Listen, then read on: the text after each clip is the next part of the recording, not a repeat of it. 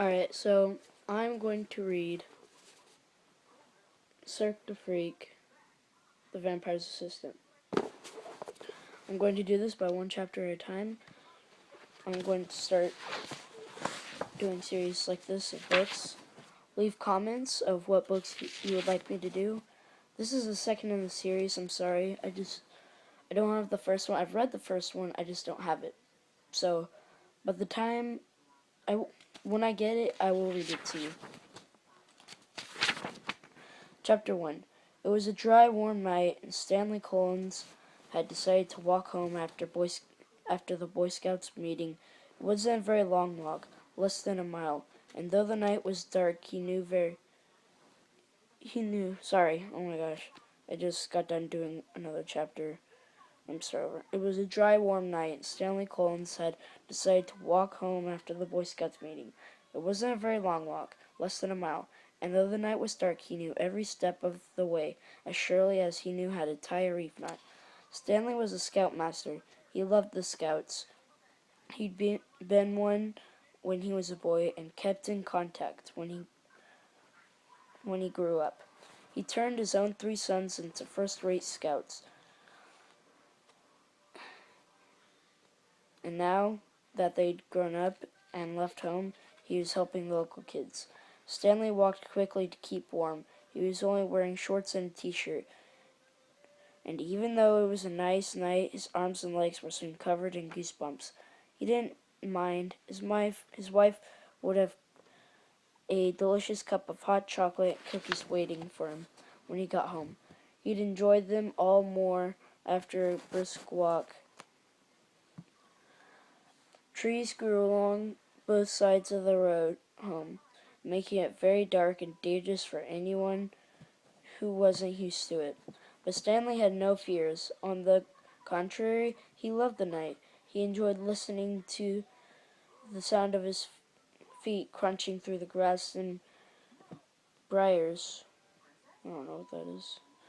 Crunch, crunch, crunch. He smiled. When his sons were young, he'd often pretended that there were monsters lying in wait up in the trees as they walked home. He'd make scary noises and shake the leaves of low-hanging branches.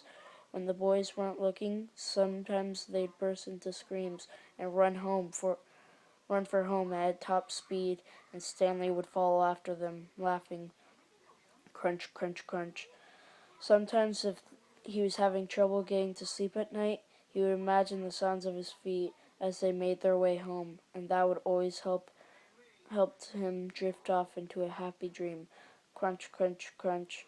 It was the nicest sound in the world as far as Stanley was concerned. It was a great feeling to know you were all alone and safe as can be. Crunch, crunch, crunch. Snap! Stanley stopped and frowned. That had sounded like a stick breaking. But how could it have been?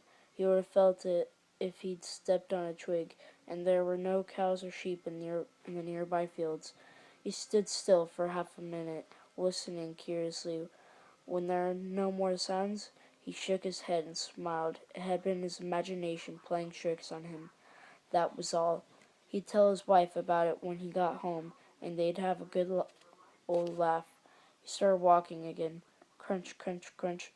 There, back to familiar sounds. There was nobody else around. He would have heard more than a single branch snapping if there was. Nobody could creep up on Stanley J. Collins. He was a trained scout master. His ears were as sharp as a fox. Crunch, crunch, crunch, crunch, snap. Stanley stopped again, and for the first time, the fingers of fear began to squeeze around his beating heart. That hadn't been his imagination. He'd heard it, clear as a bell, a twig snapping, somewhere overheard, and before it snapped, had there been the slightest rustling sound, like something moving. Stanley gazed up at the trees, but it was dark to see. There could have been a monster the size of a car up there, and he wouldn't have been able to spot it. 10 monsters, 100, Oh, that was silly. There were no monsters on the trees. Monsters don't exist. Everyone knew that. Monsters weren't real. It was a squirrel or an owl up there. Something ordinary like that. Stanley raised a foot and began to bring his snap down. Snap. His foot hung in the air mid-step and his heart pounded quickly. That was no squirrel. The sound was too sharp. Something big was up there. Something that shouldn't be up there. Something that had never been up there before. Something that snapped. The sound was closer this time, lower down, and suddenly Stanley could stand it no longer. He began to run. Stanley was a large man, but pretty fit for his age. Still, it had been a long time since he'd run this fast, and after 100 yards he was out of breath and had a cramp in his side. He slowed to a halt and bent over, gasping for air. Crunch. His head shot up. Crunch, crunch, crunch. There were footsteps coming toward him. Slow, heavy footsteps. Stanley listened, terrified. Sorry. The camera thing. What's up? As they came closer and closer, he had the monster leaped ahead of him through the trees. Had it climbed down? Was it coming to finish him off? Was it? Crunch, crunch. The footsteps stopped, and Stanley was able to make out a figure in the darkness. It was smaller than he'd expected, no bigger than a boy. He took a deep breath, straightened up, got his courage up. I lost my place. There it is. Got his courage up and stepped forward for a better look. It was only a boy.